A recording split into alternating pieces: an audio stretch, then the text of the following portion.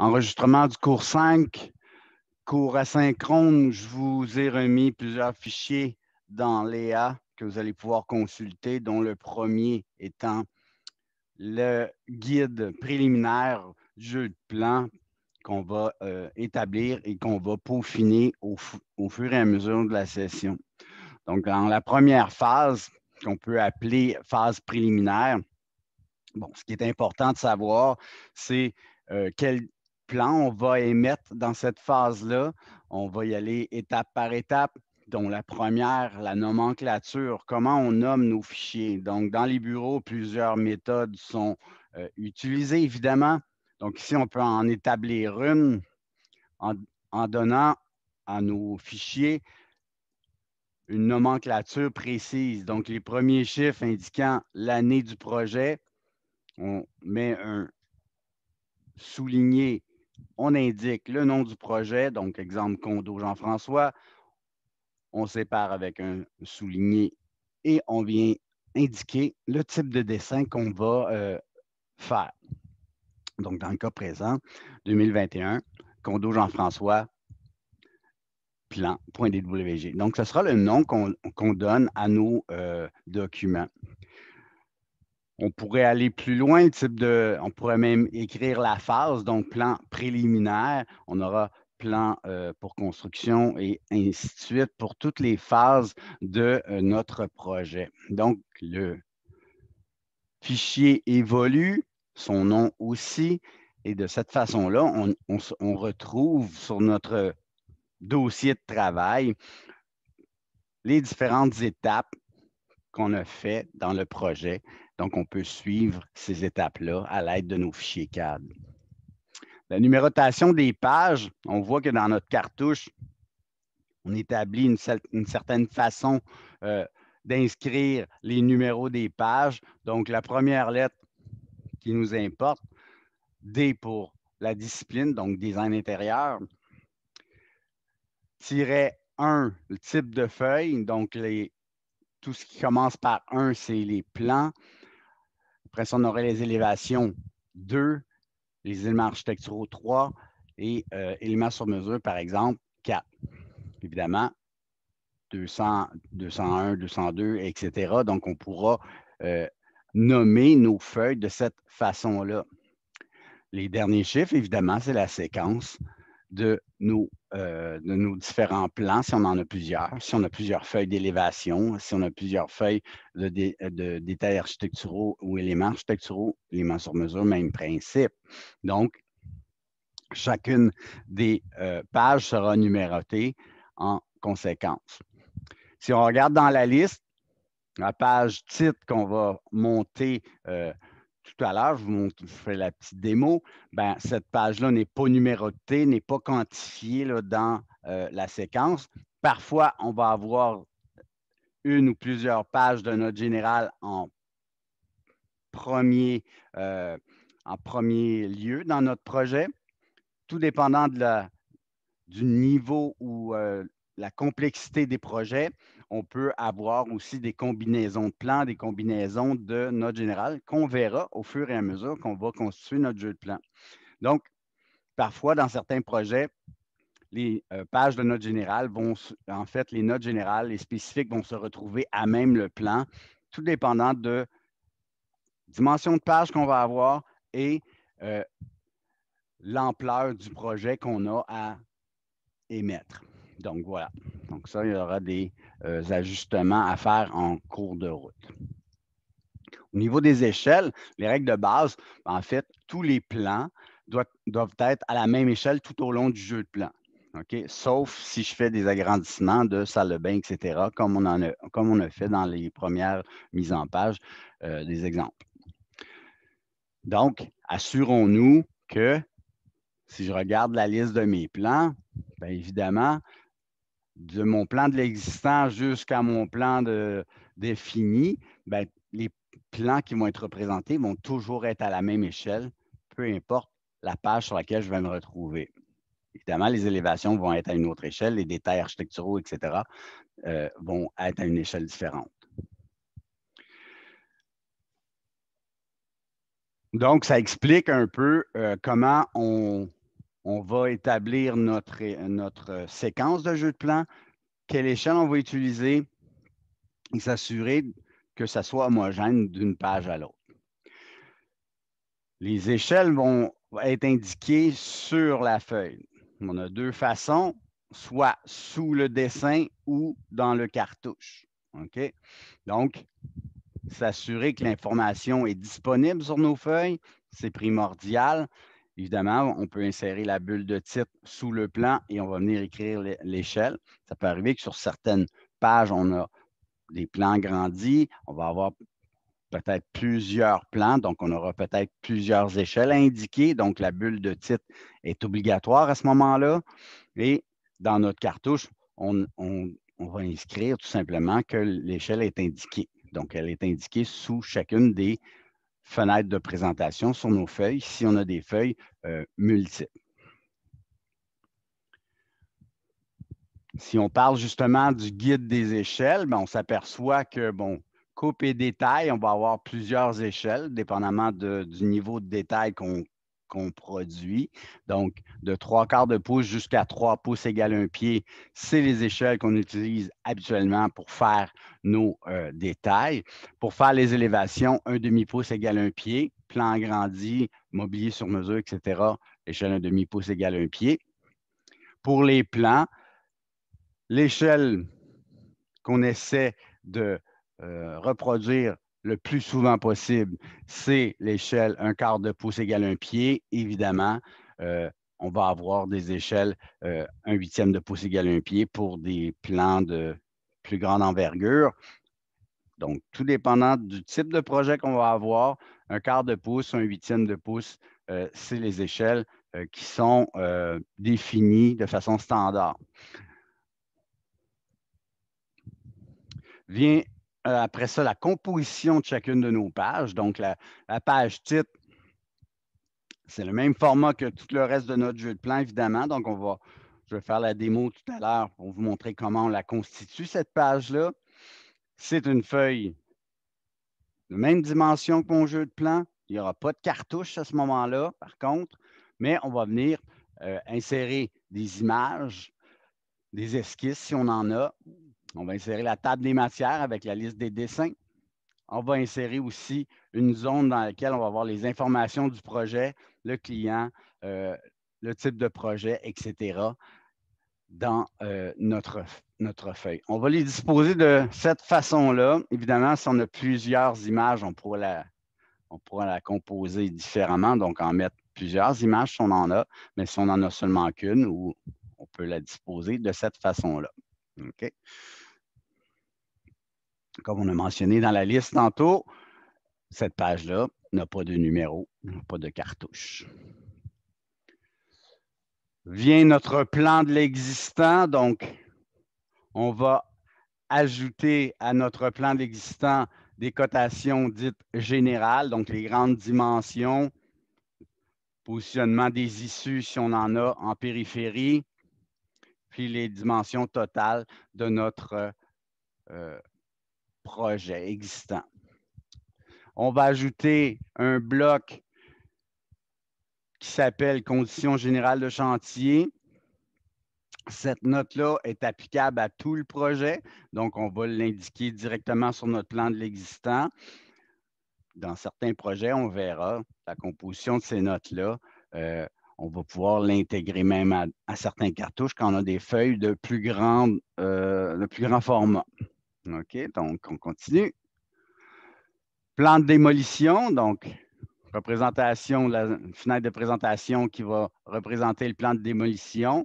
Évidemment, on va gérer nos calques pour activer notre plan de démolition. Dans la démo, je vous montre comment enregistrer cet état de calque-là, qu'on appelle un état de calque, qui nous aide à allumer et éteindre de façon rapide nos calques, à la fois en mode objet, à la fois en mode papier, qui nous permet de travailler dans les deux modes à notre guise. On va ajouter les notes générales de démolition, la légende de démolition. Donc, ces blocs-là sont inclus à votre gabarit. On va tout simplement venir les insérer et venir les positionner sur notre feuille. Donc, on essaie d'établir une façon de faire de sorte que le plan est toujours positionné de la même façon d'une page à l'autre. Nos notes sont indiquées toujours à droite de notre plan. Et ce, peu importe le plan. Au niveau des cotations, ben, on va ajouter évidemment des cotes à notre plan de démolition. Je vous montre quelques exemples ici. Donc, dans le premier exemple, on a conservé une certaine portion de murs existants et démoli tout le reste. Donc, évidemment, dans ce cas-là, je ne cote pas ce que j'ai à démolir, mais plutôt ce que je veux conserver. Donc, ça va indiquer à l'entrepreneur, à partir du coin, conserve 3 pieds, puis tout le reste, tu démolis. Donc, ça, c'est une façon efficace de venir coter notre plan de démolition. On a une ouverture à pratiquer dans un mur existant. Elle a une certaine dimension fixe, à une position fixe. Mais là, à ce moment-là, on va venir coter la portion existante plus l'ouverture qu'on veut générer dans notre mur. Donc, ça va positionner notre cloison dans le mur existant. Et de cette façon-là, l'entrepreneur va savoir où exactement positionner son ouverture. Dans le cas présent, je veux conserver un côté à 3 pieds. L'autre dimension m'importe peu dans ce cas-là, c'est de dire, je veux vraiment que tu positionnes l'ouverture à tel endroit à partir d'un point précis. Troisième exemple, je veux créer la même ouverture de 4 pieds, mais cette fois-ci, je veux qu'elle soit centrée dans mon mur existant. Donc, on peut indiquer égal, égal. Donc, on dit à l'entrepreneur, viens centrer l'ouverture à l'endroit où on veut. Ce cas de figure-là, si vous voulez changer le numéro, en fait, plutôt le chiffre à l'intérieur de votre cote, vous double-cliquez dessus et de cette façon-là, vous allez pouvoir éditer la valeur inscrite dans la cote. On utilise cette méthode-là seulement dans le cas où on veut écrire une note ou écrire égal. On ne modifie jamais les cotes en termes de dimension. On va plutôt corriger notre dessin pour que la cote s'ajuste. Donc, petite remarque. Dernier cas de figure, en fait, je mentionne à l'entrepreneur que l'ouverture que je veux avoir, importe peu en termes de largeur. Moi, ce que je veux, c'est conserver des portions de mur égales de chaque côté. Je veux avoir un bout de mur de 3 pieds de chaque côté de mon ouverture. Donc, l'ouverture ici est variable, mais ce qui est important pour moi, c'est de conserver et d'avoir un bout de mur de 3 pieds. Cas de figure, ben, j'ai en fait un élément sur mesure à venir installer sur mon mur, puis ça me prend 3 pieds pour pouvoir l'installer. Ben, c'est de cette façon-là que je peux mentionner à mon entrepreneur comment faire.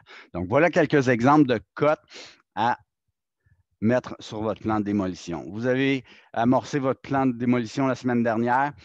Vous devez venir coter la chose.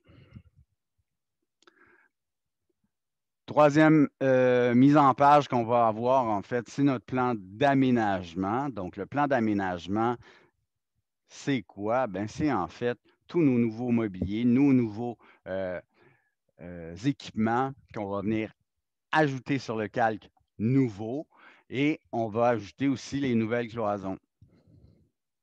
Gardez en tête quand vous gérez vos états de calque ou vos calques, de bien allumer, éteindre les éléments que vous voulez illustrer ou non dans votre fenêtre de présentation. Puisque quand vous allez ouvrir votre fenêtre de présentation, obligatoirement, vous allez voir votre plan de démolition apparaître. Donc, nécessairement, dans cette fenêtre-là, vous allez mentionner au logiciel, ben moi, je ne veux pas voir démolition, vous allez toutes les éteindre. Je vais vous le montrer dans la démo sur AutoCAD tout de suite après. Donc, voilà pour la présentation du guide.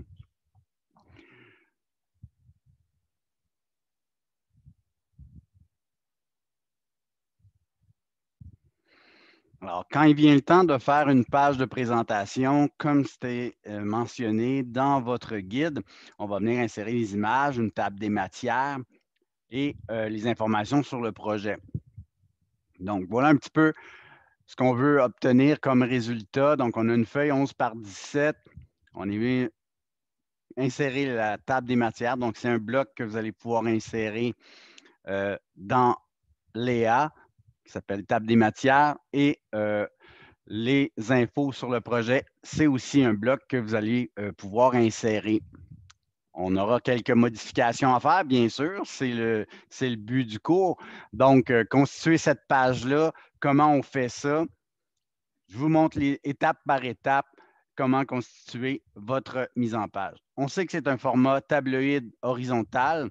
Donc, à partir de la présentation tabloïd horizontal, cartouche horizontale plutôt, on va générer nos mises en page. Si vous avez déjà commencé à faire une page de plan de l'existant, plan de démolition, etc., c'est très bien. On sait qu'on peut dupliquer une mise en page et repartir une autre mise en page à partir de celle-là.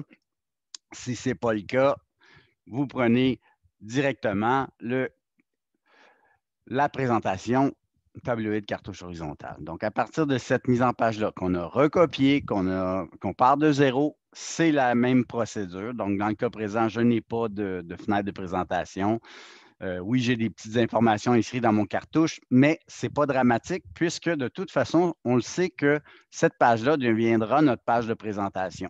Donc, je vais décomposer tout simplement mon cartouche. On voit tout de suite le contenu du bloc de notre cartouche. Évidemment, je n'ai pas besoin de mon cartouche, j'ai juste besoin de ma fenêtre ou de ma feuille, si on veut, qui est 11 par 17. Chose à remarquer, ce cadrage-là qui est affiché en blanc ne s'imprimera pas. Il a été fait sur un calque non imprimable. La preuve, si je le sélectionne, on voit que le calque utilisé s'appelle DefPoint. C'est un calque qu'AutoCAD va générer automatiquement dans tous les dessins. Donc, une des applications de ça, c'est quand on fait des cotes, il y a des petits points d'ancrage, ces points-là ne s'impriment pas. Ce calque-là vient se faire automatiquement dans nos projets. Si je regarde dans le tableau des propriétés des calques, DefPoint, qui est situé dans la section D, évidemment. Donc, si je regarde DefPoint ici, on va s'apercevoir en fait qu'il ne s'imprimera jamais. L'imprimante est en grisé. Donc, ce calque-là ne s'imprime pas. Donc, bien souvent, moi, je vais utiliser ce calque-là. Si je me fais des lignes guides, je veux les conserver, mais je ne veux pas que ça s'imprime, je peux utiliser ce calque-là. D'emblée, je le sais très bien que ça ne s'imprimera pas.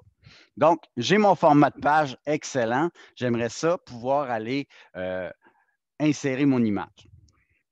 On sait qu'on peut attacher des images à notre fichier CAD, on peut attacher des PDF, on peut attacher plein de trucs. L'inconvénient ou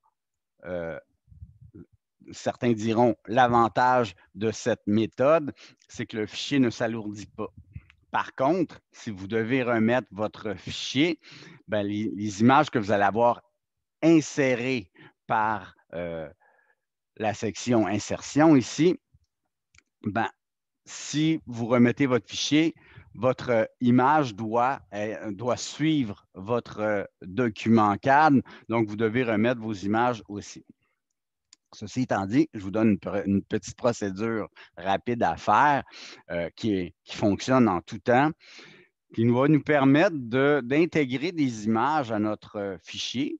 Puis là, on prend cette méthode-là parce que notre image est très petite. On va l'insérer directement dans notre dessin, puis on n'aura plus besoin de se casser la tête avec. C'est certain qu'elle va suivre notre fichier CAD. Donc, je vais me placer sur le calque 0 pour l'instant. Donc, je vais activer mon calque 0. Je vais m'assurer qu'il n'y a aucun paramètre d'établi par défaut. Donc, c'est toujours du calque que ça devrait être inscrit ici pour tous mes projets. Donc, toujours du calque. Et je vais venir, je vais aller chercher mon image. Je l'ai téléchargé de Léa, je l'ai déposé dans mon cours 5. Donc, je vais aller la chercher ici. Il s'appelle Condo 2. Je vais aller l'ouvrir. Donc, bouton droit de souris, vous pouvez l'ouvrir avec n'importe quel logiciel d'image que vous avez sur vos postes. Donc, je donne cette procédure-là parce que je sais qu'elle fonctionne à 100%. Sur certaines interfaces, on peut la prendre et la glisser directement dessus, mais parfois, ça ne fonctionne pas sur certaines interfaces. Donc, pour éviter tout problème, je donne ce truc, vous l'ouvrez avec n'importe quel logiciel d'image. Surtout Windows, vous avez Paint, ça c'est le logiciel de base. Évidemment, vous avez Photoshop si vous l'avez installé, mais prenons un logiciel que tout le monde a, donc Paint. Moi, je veux juste l'ouvrir, l'image, et je veux la sélectionner. Donc, quand je fais sélection, je vais faire CTRL-A, ça sélectionne toute l'image au complet. CTRL-C va me permettre de la copier, où on sait qu'on peut, avec notre bouton droit de souris, faire copier. Une fois qu'elle est sélectionnée, je peux fermer ça et je vais venir tout simplement faire CTRL-V ou presse-papier. Donc, si je m'en viens ici, CTRL-V, mon image suit mon curseur, je vais pouvoir venir la positionner sur mon plan, sur ma feuille de présentation. Évidemment, si je veux bien la centrer, je vais me faire une petite ligne guide. Ma première ligne guide que je vais faire, je vais la faire à 1/2 pouce. Donc, décalage, 1/2 pouce vers l'intérieur, ça va me donner la position de mon image. Donc, je vais pouvoir déplacer mon image à l'aide de mes objets d'accrochage. Je vais pouvoir venir la placer exactement où je veux la voir. Je vous ai dit tantôt que je me sers du calque DefPoint pour faire mes lignes guides. Je sais que ça ne s'imprime pas. Donc, activons ce calque-là pour tracer nos lignes guides. Alors, je vais me faire une ligne guide. Première ligne guide, je veux que ma table des matières soit centrée sur mon image. Donc, à partir du milieu de l'image, je vais tracer une ligne verticale jusqu'à ma ligne de cadre ici. Je vais me faire une deuxième ligne guide. Je vais me faire une diagonale ici. Et je vais venir positionner, ni plus ni moins que mes informations pour le projet ici, puis mon tableau centré ici. Donc, ça va me permettre de positionner mes éléments de façon rapide. Je vais aller insérer ma table des matières. Donc, si je fais insertion, je vais aller chercher dans mon disque dur. Moi, j'ai mon répertoire cours 5. Donc, je vais aller chercher mon cours 5. Donc, dépendant de l'interface que vous avez 3 petits points pour aller d'un répertoire à l'autre. Sinon, vous sélectionnez autre répertoire. Donc, de cette façon-là, ça va vous permettre de naviguer dans votre disque dur. Bon, moi, je vais aller chercher ma table des matières ici. Donc, ma table de matières est dans ma liste. Je vais venir tout simplement l'insérer directement dans mon dessin. Donc, une fois que j'ai sélectionné ma table des matières, je vais pouvoir venir la positionner. Donc là, vous allez me dire, ouais, pas à bonne place. C'est normal, puisque de toute façon, il va falloir que j'entre les différents plans, les différentes feuilles que je vais avoir. OK? Donc, quand j'insère un bloc, c'est un tableau qui est inclus à l'intérieur. Donc, ce que je vais faire, je vais tout simplement décomposer le bloc puisque je l'ai inséré. Et là, j'ai accès maintenant à mon tableau. OK? Donc, je peux venir modifier les cases. Donc, je peux aller écrire ce que je veux à l'intérieur. Donc, par exemple, ma deuxième page, je veux qu'elle soit D101. Je peux l'écrire. Donc, je vais pouvoir ici écrire ce que je veux avoir comme deuxième plan.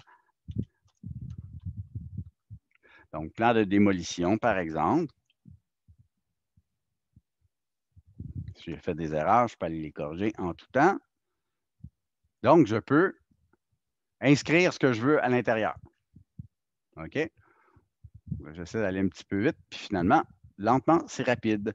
Donc, démolition. OK? Ainsi de suite, je peux rajouter toutes les feuilles que j'ai besoin. Autre particularité d'un tableau, c'est que Si j'ai des lignes en trop, ben, je peux sélectionner ma case et venir supprimer les lignes. Puis si jamais je veux en insérer, ben, je vais pouvoir insérer une ligne en dessous, une ligne au-dessus, comme je veux. OK? Donc, je peux supprimer des lignes si j'en ai en trop et je peux en ajouter si jamais j'en ai supprimé de trop. Donc, ça va être à vous d'inscrire la liste des plans tels que demandé pour la phase préliminaire. Une fois que j'ai terminé d'entrer mes différentes valeurs à l'intérieur, ben, je vais pouvoir le déplacer et prendre le milieu, en fait, de mon tableau pour venir le positionner exactement à l'endroit où je veux l'avoir. OK? Encore une fois, je peux me faire une belle petite ligne guide pour être certain que la position va être parfaite. Donc, j'ai pris le milieu de ma ligne verticale et quand je viens déplacer mon tableau, je vais prendre le milieu de mon tableau, puis je vais venir tout simplement l'aligner avec ma ligne. Donc, je vais pouvoir centrer et parfaitement. Tout dépendant du nombre de feuilles que j'ai dans mon jeu de plan, bien, le tableau va s'agrandir et je vais le centrer automatiquement. OK? Donc, ça, c'est l'étape pour... Donc, après avoir fait votre table des matières et bien rempli, évidemment, chacune des lignes, on va insérer les informations sur le projet. Donc, même principe, je vais faire insertion. Je vais aller chercher dans mon répertoire. Moi, je l'ai mis dans mon dessin. Donc, normalement, il devrait s'appeler information, page de présentation. Donc, je vais venir l'insérer. Il s'insère exactement par son centre. Donc, pourquoi je me suis tracé une ligne diagonale? C'est pour, quand je vais venir insérer mon bloc, je vais lui dire exactement le milieu de ma ligne, puis il va s'insérer automatiquement. Petit bloc muni d'attributs, il va me poser des questions, évidemment. Quel est le nom du client, les coordonnées du client, si on les a, etc. Donc, chacune des lignes qui sont là vont remplir les informations sur le projet. Donc, si je connais le nom de mon client, ben, je vais l'écrire, par exemple. Donc, évidemment. Si je connais l'adresse, je l'inscris. Si je ne la connais pas, j'enlève. Donc, s'il y a des zones que vous ne connaissez pas l'information, vous le retranchez. Mais si vous connaissez les informations, je vous suggère de les rentrer tout de suite. Comme ça va être fait. Vos initiales, évidemment. Je vais pouvoir inscrire mes initiales. Donc, j'ai inscrit toutes les valeurs. Je vais vous demander de l'insérer. Et par la suite, ce que je vais vous demander de faire, c'est de venir ajouter des attributs pour pouvoir rajouter la phase d'émission de nos plans et la date aussi. Parce que là, pour l'instant, le bloc ne me le permet pas. Okay? On a vu qu'on pouvait éditer des blocs. Et moi, je vous demande d'éditer le bloc et de venir ajouter des informations. Ça va nous permettre d'entrevoir, en fait, comment est constitué un bloc avec attributs et comment on fait les éditions et comment on les synchronise. Voyons voir. Je vais aller dans mon éditeur. Si je double-clique dessus, automatiquement, excusez, il nous permet d'aller modifier les informations. OK? Donc, si je veux éditer le bloc pour rajouter des éléments, bien là, à ce moment-là, je dois nécessairement le sélectionner et entrer dans l'éditeur de bloc. Donc, quand je rentre dans l'éditeur de bloc, je vois du texte apparaître. Et là, ce n'est pas les informations que j'ai entrées tantôt, c'est plus l'attribut, la question que le bloc me pose ou quand je l'insère. Donc, ce que je vais faire, on a deux principes de base pour ça, c'est qu'on peut venir définir des nouveaux attributs. Donc, si je clique sur définition d'attribut, ben, je vais indiquer l'étiquette. L'étiquette, c'est le nom de notre attribut. L'invité, c'est la question que je veux qu'il me pose. La valeur par défaut, qu'est-ce que je veux qu'il me pose comme question? En fait, plutôt, qu'est-ce que je veux avoir comme réponse par défaut qui va être inscrite? Excusez. Et le reste, c'est des paramètres de texte. OK? Donc, je vais justifier mon texte de gauche à droite, de haut en bas, etc. Donc, je peux justifier mon texte de la façon que je veux.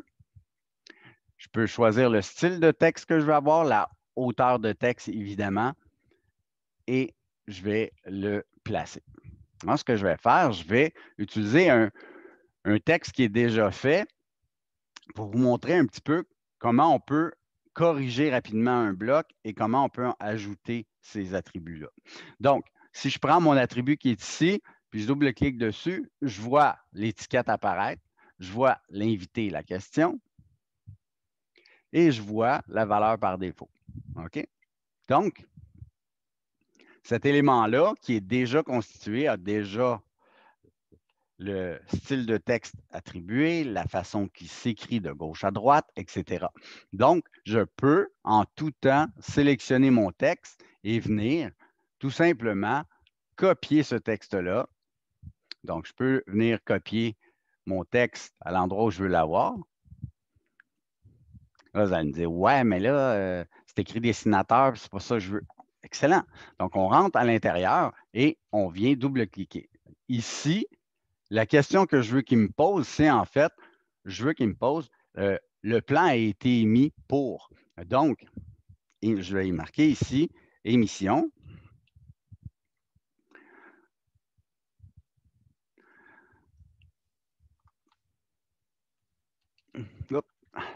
J'ai toujours je peux le faire en majuscule, minuscule, là, selon, c'est une question que je veux qu'il me pose.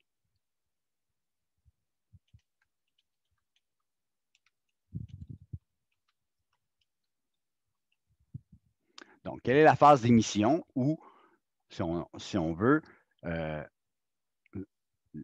ce pourquoi les plans ont été émis. OK? La valeur par défaut, je pourrais marquer ici préliminaire. Donc, là, ici, je vais y aller avec les majuscules. Cette valeur par défaut-là, je fais plusieurs choses en même temps, donc préliminaire, cette valeur par défaut-là va être là par défaut. Donc, si l'utilisateur fait Enter à cette question-là, ben, la valeur va être inscrite préliminaire dans ce cas-ci. Plusieurs vont mettre des petits points où vous mettez la valeur par défaut. À mon avis, j'aime bien donner un exemple à mon utilisateur. Ça, c'est fait. Je vais prendre le deuxième ici.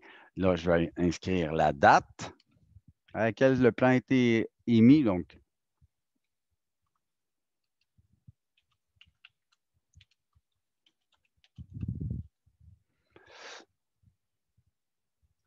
et ici, je pourrais écrire, par exemple, une date fictive là, pour l'instant. Donc, je pourrais écrire la date d'aujourd'hui, par exemple, 23-02-2021. OK? Donc, si vous remarquez, l'attribut, c'est la question qui me pose. Donc, je ne vois pas la valeur par défaut pour l'instant. C'est quand je vais venir insérer mon bloc que la valeur par défaut va s'afficher. OK. J'aimerais ça réduire un petit peu la grosseur de mon texte parce que, bon, c'est un petit peu trop gros. Alors, si je regardais ses propriétés. Donc, présentement, il est à 1/8 de pouce égale 1 pied. Je vais le mettre à 3,32. Et je vais faire la même chose pour émission. Je vais le mettre à 3,32. Excellent. Je vais fermer mon éditeur de bloc et je vais lui demander de l'enregistrer. Je ne vois toujours pas mes valeurs par défaut s'afficher. Ce que je vais faire, je vais double-cliquer dessus. Je vais aller voir si mes questions et mes attributs sont bien là. Eh bien non, il ne me le montre pas. Un bloc qui est muni d'attributs doit être mis à jour puisqu'il était déjà inséré dans mon dessin. Okay? Si je l'insère à nouveau, les attributs vont apparaître sans problème. Mon bloc est déjà inséré. Je vais vous donner le nom de la commande directement au clavier. C'est en fait Batman avec 2 T. En fait, cette commande-là veut dire quoi? Boîte attribut manager. Donc, c'est un logiciel anglais, on s'entend. Donc, ça me permet de gérer les attributs d'un bloc qui est déjà inséré. Donc, si j'entre cette valeur-là, cette commande-là plutôt, je vais cliquer sur l'option sélectionner un bloc et je peux lui demander de le synchroniser. Ah, je vois mes informations apparaître automatiquement. OK? Donc, ça a mis à jour mes attributs. Évidemment, chacune des questions qui sont posées ici, si l'ordre ne correspond pas parfaitement à la séquence de mes attributs dans mon dessin, je peux en tout temps sélectionner et faire monter, descendre des informations et les positionner à l'endroit que je veux. Donc, je prends par exemple, mon dessinateur n'était pas bien positionné dans ma liste. Donc, je peux faire descendre dans ma liste mon dessinateur complètement à la fin si c'est le cas. OK? Donc, ça me permet, cette option-là, oui, de synchroniser, mais ça me permet aussi d'aller apporter certains correctifs à mon bloc. Donc, je viens faire OK. Ce que je vais vous demander de faire, là, moi, j'ai mis une valeur par défaut dans mon bloc. Ce que je vous demande de faire, c'est d'inscrire, en fait, la date à laquelle vous allez remettre vos préliminaires, en fait, c'est l'équivalent de votre cours 7. Selon votre groupe, le cours 7 correspond à quelle date? Vous venez inscrire la bonne date qui est ici. Vous avez inséré votre bloc, assurez-vous qu'il soit visible. Donc, si votre calque DefPoint était activé quand vous l'avez inséré, assurez-vous de le placer sur le calque cartouche. Donc, si jamais à l'écran, votre bloc est blanc, c'est parce que vous n'avez pas le bon calque. Donc, je vais utiliser le calque. Normalement, on devrait avoir un cartouche. Donc, ce bloc-là devrait avoir des lignes en magenta. Et donc, de cette façon-là, il va s'imprimer. Les lignes guides, je peux les laisser comme je peux les supprimer. C'est à votre guise. Moi, ça ne me gêne pas de les avoir. Assurez-vous que les informations sont bien entrées dans vos informations sur votre projet. Votre table de matière aussi correspond à la liste de plans préliminaires qu'on va faire. Donc, vous devriez avoir le plan d'existant, le plan de démolition et le plan d'aménagement dans votre liste. Donc, voilà pour la page de présentation. Si, pour certains, les lignes, vous trouvez ça perturbant, on peut en tout temps les supprimer. Donc, dernier point de récap, on s'assure que nos éléments sont centrés les uns sur les autres. Notre ligne de cadre, elle est sur DefPoint. Je ne veux pas qu'elle s'imprime. Mon tableau et mon bloc information de projet sur le calque cartouche et mon image, je l'ai mis sur le calque 0. Donc, voilà pour la page de présentation.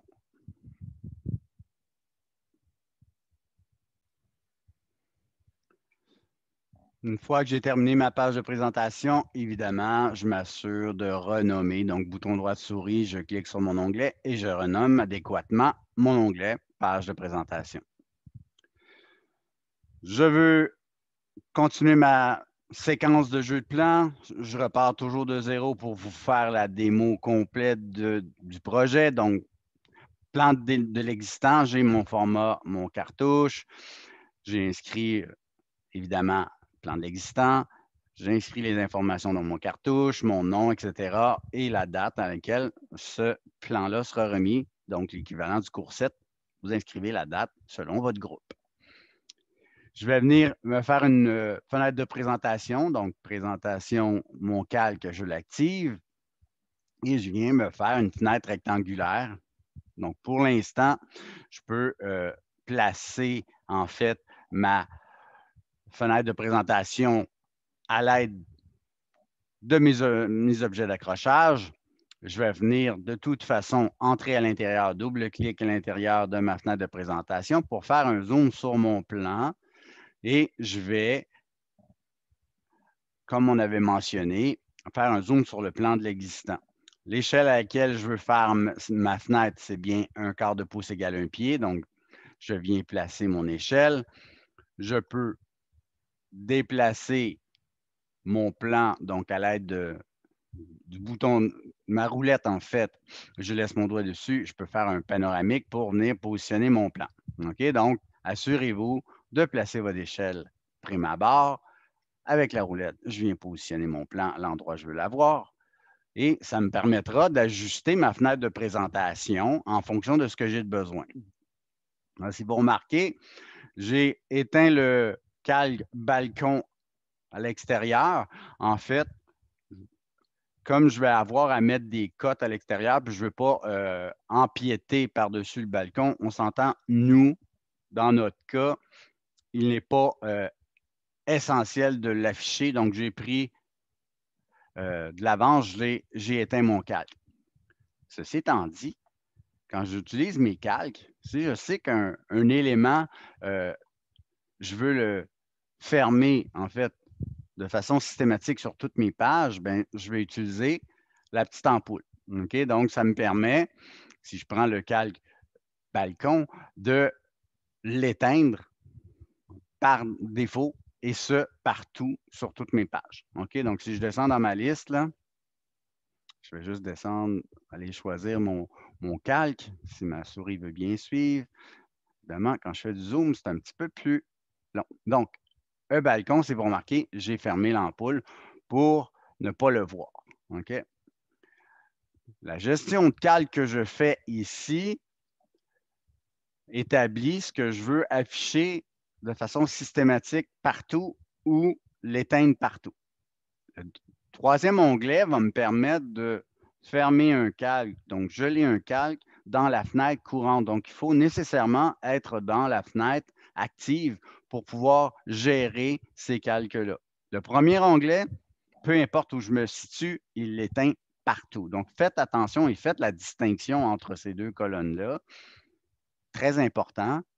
La première, ça l'éteint partout, il n'est plus accessible, donc je ne peux pas l'afficher sur une autre page de façon indépendante. C'est partout en même temps. Troisième onglet, c'est directement dans ma fenêtre de présentation. Donc, il faut que j'active ma fenêtre. Donc, je rentre à l'intérieur et là, je peux gérer mes calques de façon indépendante d'une feuille à l'autre. Donc, cette nuance-là est très importante pour la suite des choses. OK. Donc, je refais ma petite démo. J'ai mis un quart de pouce égal à un pied. J'ai placé mon plan à l'endroit où je veux l'avoir. Parfait. Mon balcon est éteint. Excellent.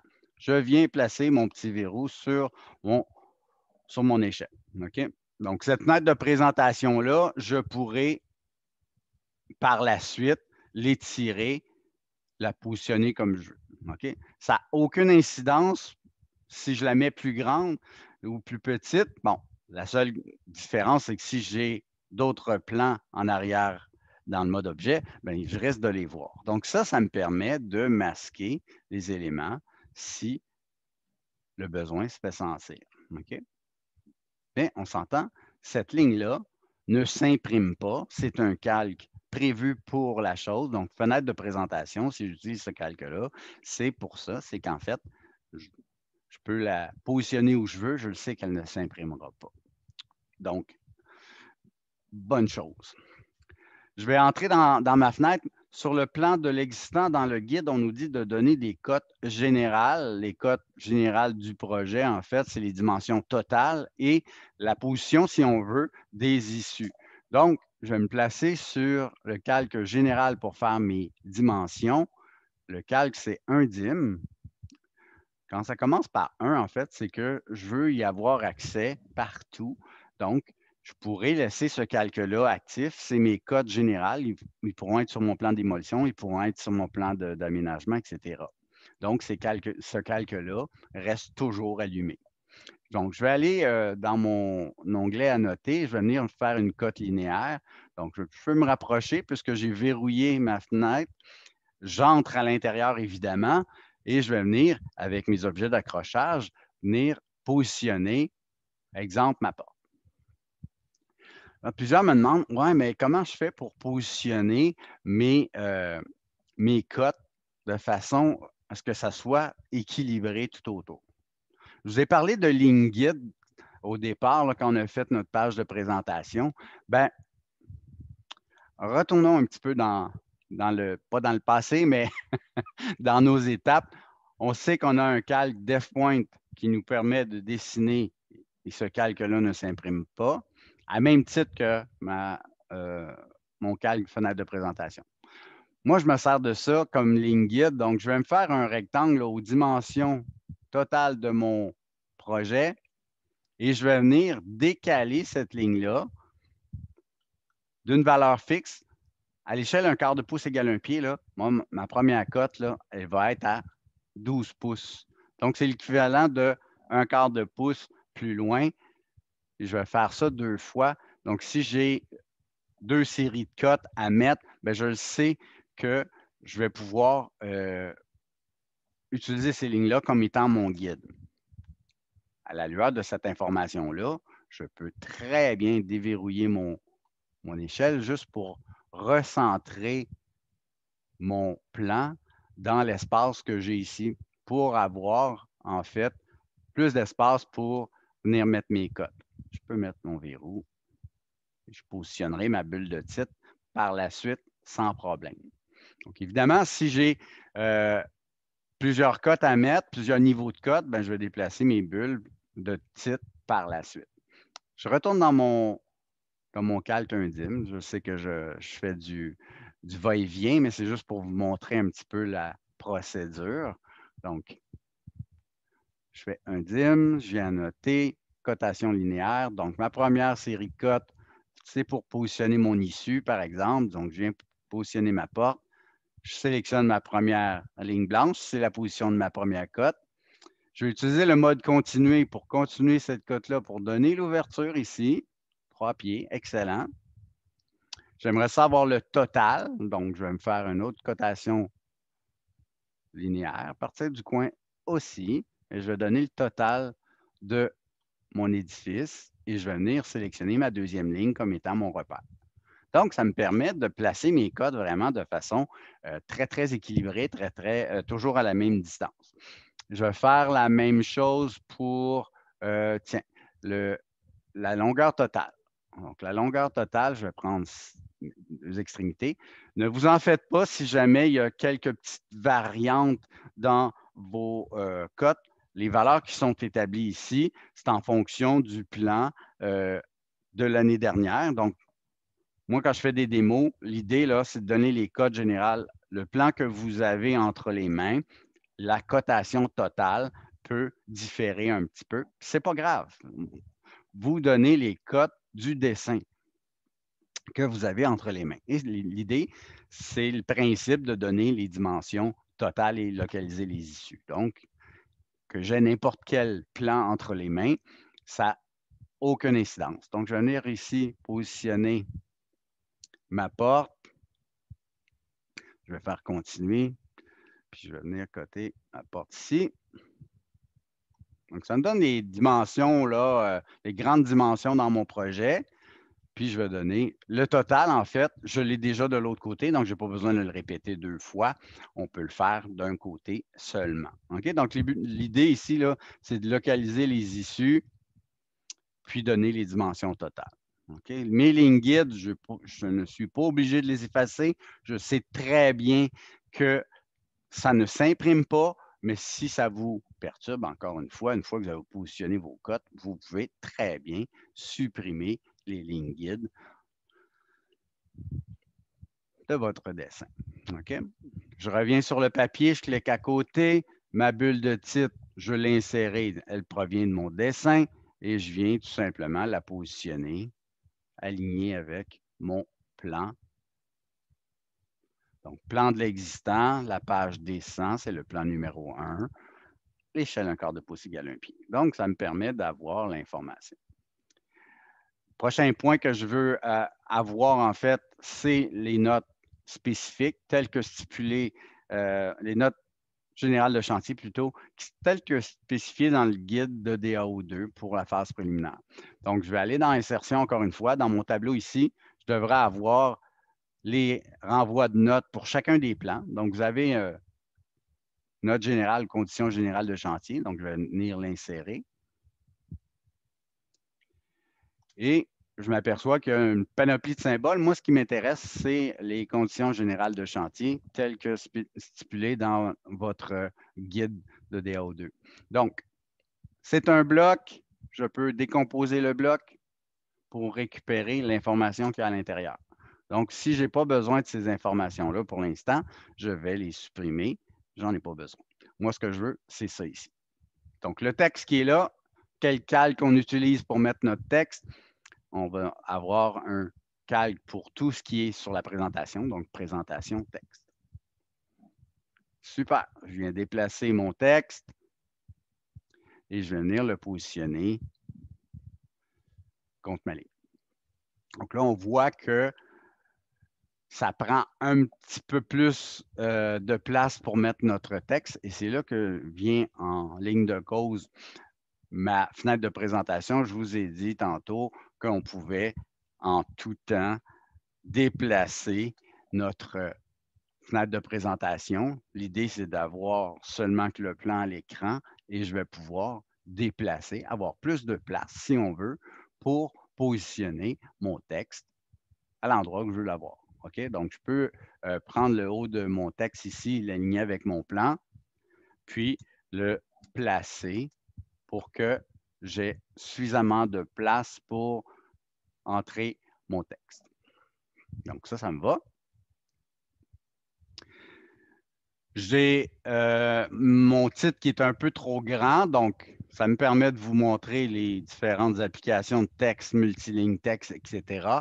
Donc, si je double-clique sur le texte ici, je m'aperçois que mon texte est trop long. Donc, je peux, à l'aide des petites flèches ici, réduire ma colonne. OK? Donc, la faire coïncider avec mon cadre, si on veut. Là, on voit, là, il écrit le texte beaucoup trop loin. Bien, c'est qu'en fait, l'espacement entre mes lignes dans mon paragraphe, si vous voulez, est exagéré. Donc, on va aller ici dans espacement de lignes, puis on va, au lieu de le mettre à 2, on va le mettre à 1. Donc, ça va me permettre de le mettre directement en dessous. Sympathique. Mon deuxième paragraphe est un peu trop près puisque là, j'ai mis 2 lignes de texte pour mon titre. Bien, je viens tout simplement le descendre de façon orthogonale, donc avec mon outil orthogonal, mais je peux descendre ma ligne de texte complètement. Il peut arriver dans certains cas où vous n'avez vraiment pas assez de place pour mettre une colonne aussi large. Vous pouvez, même titre que le titre ici, réduire la largeur de ma colonne. Ça va allonger mon texte, tout simplement. OK? Donc, les paragraphes ont ça de bien, en fait, avec AutoCAD. Je peux ajuster ma largeur de colonne en conséquence. Donc, on pourrait la réduire un petit peu pour gagner de la place sur notre dessin. De cette façon-là, ça va être un petit peu plus esthétique. Donc, je peux, en tout temps, repositionner mon texte exactement où je veux l'avoir. Okay?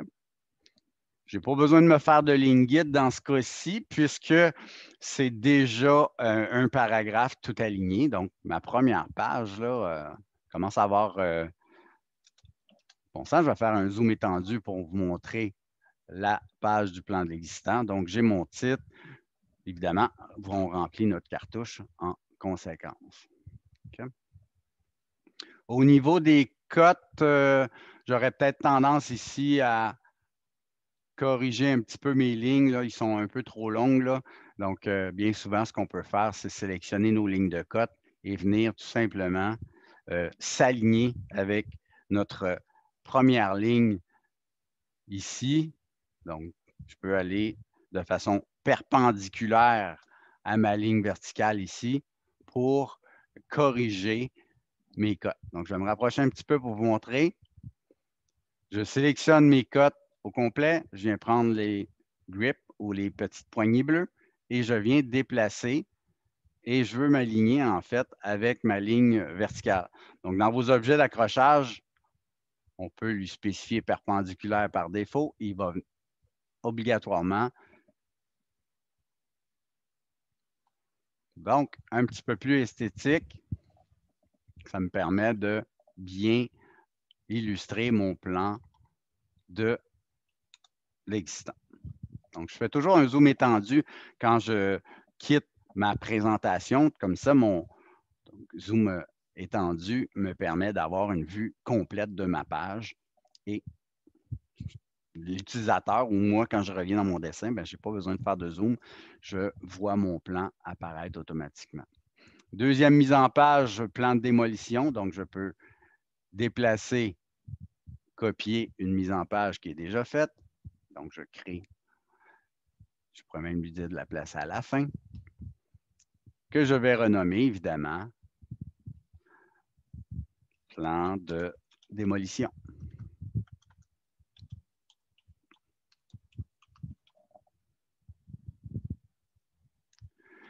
Je fais les correctifs appropriés. Donc, dans mon cartouche, je change plan de démolition. Je viens ajuster mon numéro de page. Je viens ajuster ma bulle. Vous avez remarqué que tout ce qui est sur le papier est indépendant d'une page à l'autre. Donc, je peux modifier mon titre, mon numéro de page, etc.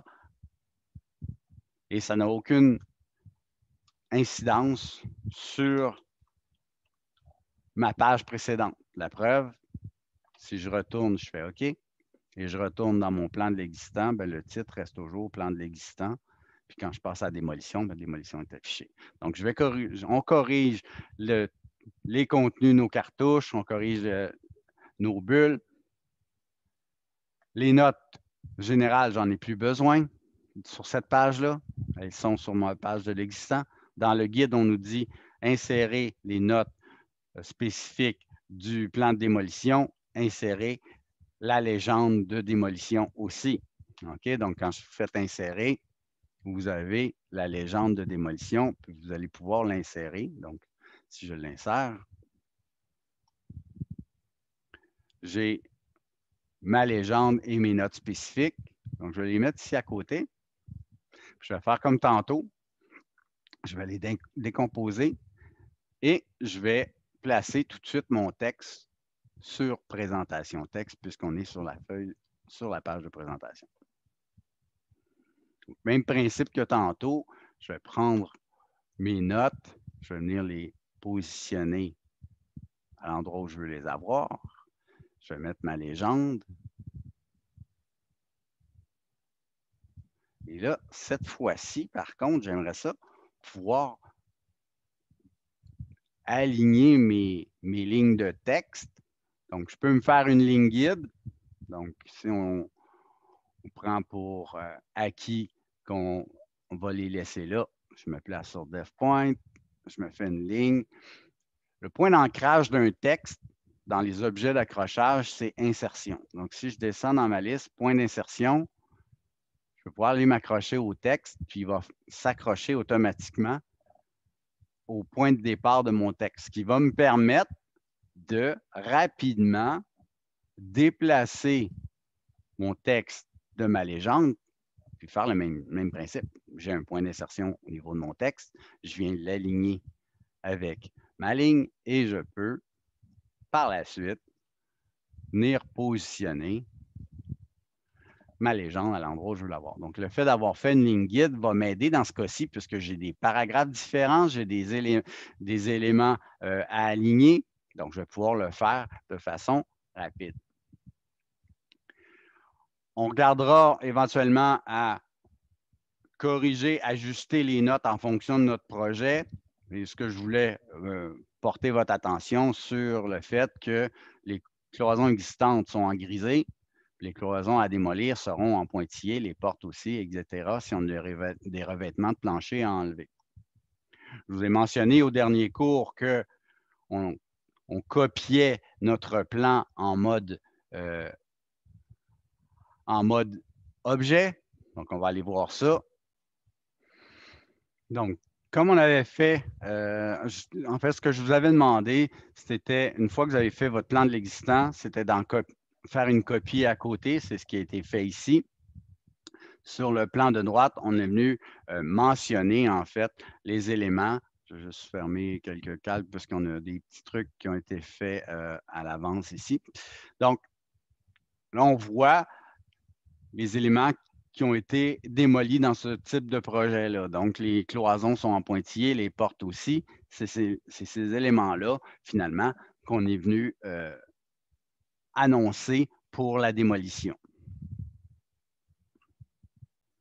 Encore une fois, le plan peut différer un petit peu. Les étapes restent les mêmes. Donc, dans votre cas, vous venez placer les éléments à démolir. Donc, en fonction de votre nouvel aménagement, vous établissez ce que vous devez démolir pour, par la suite, faire votre plan d'aménagement.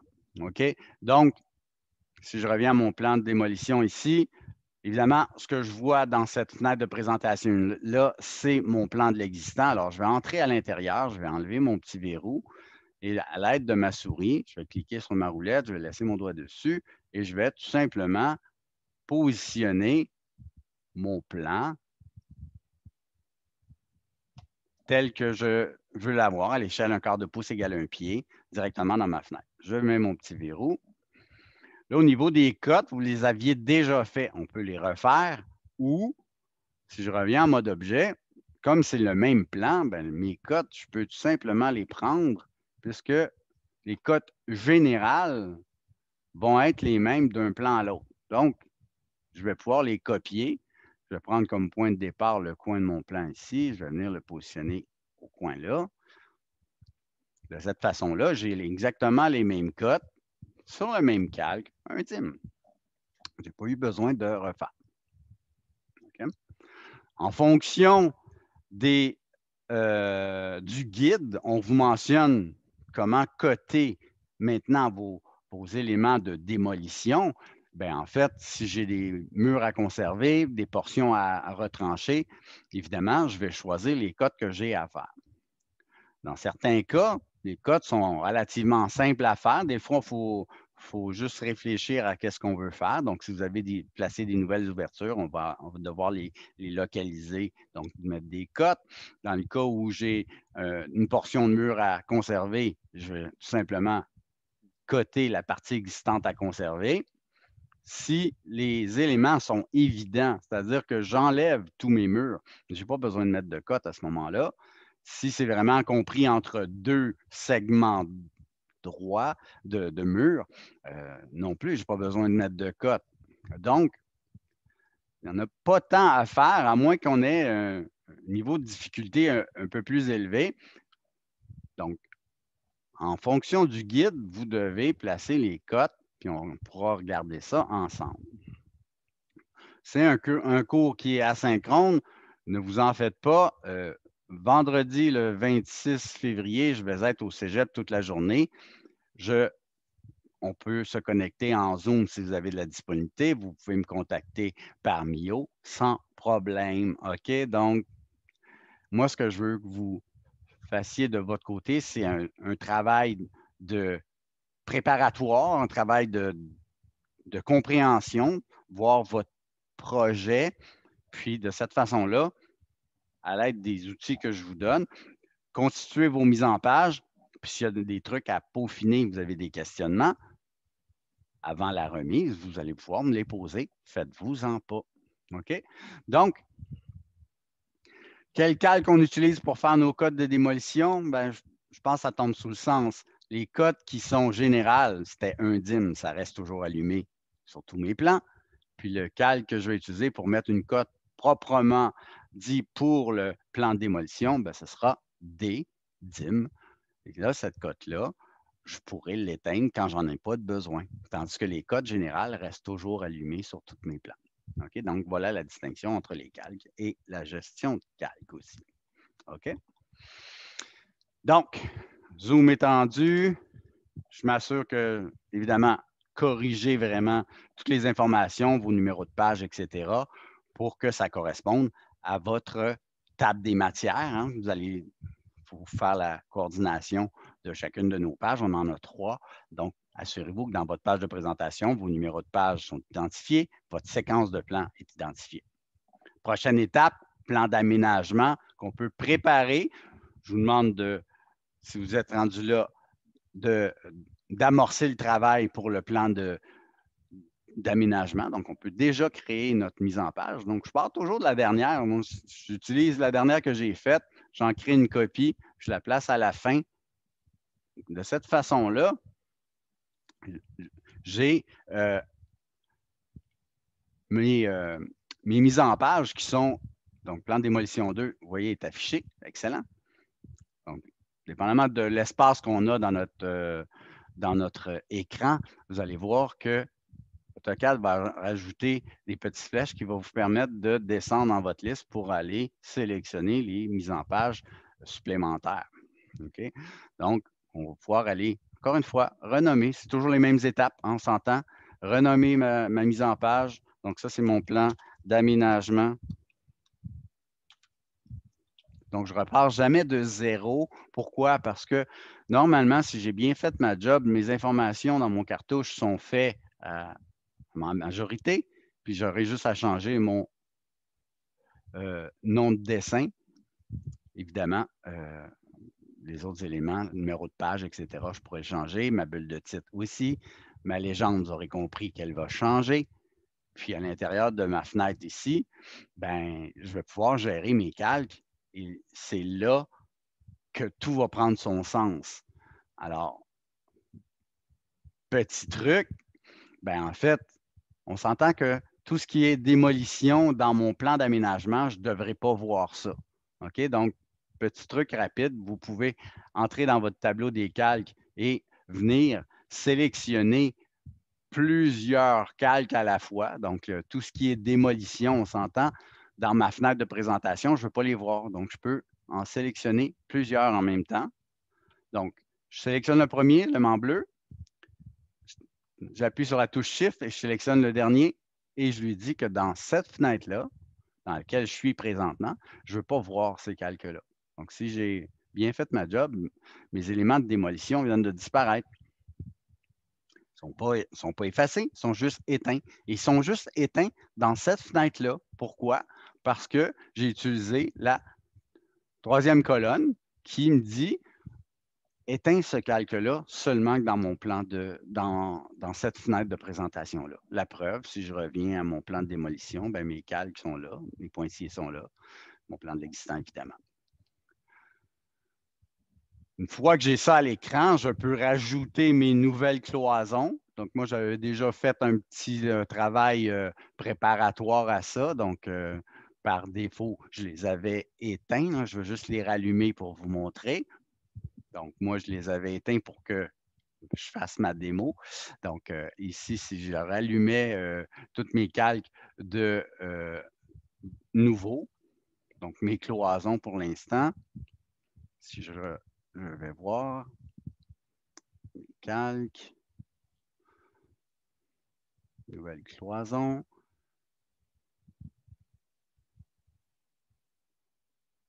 Je vais rallumer tous les calques nouveaux. Évidemment, ça lag un peu à cause de Zoom, mais c'est vrai. Donc, les nouveaux mobs, les nouvelles portes.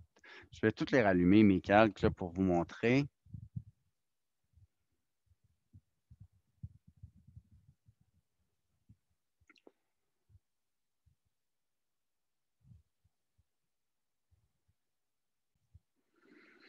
Donc, évidemment, le plan n'est pas terminé. On a fait quelques modifications. Donc, c'est pour vous montrer.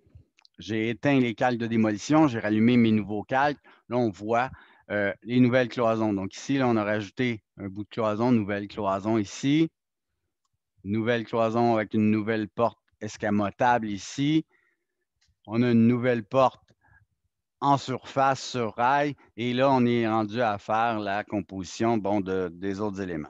Donc, une fois que j'ai éteint mes calques de démolition, bien, il est facile pour moi de venir rajouter mes nouvelles cloisons. Donc, je viens tout simplement activer mon calque sur lequel je veux travailler, puis je vais venir tracer mes murs aux endroits où j'en ai besoin avec les distances que j'ai besoin. Donc, je vais venir dessiner tout simplement mes nouvelles cloisons.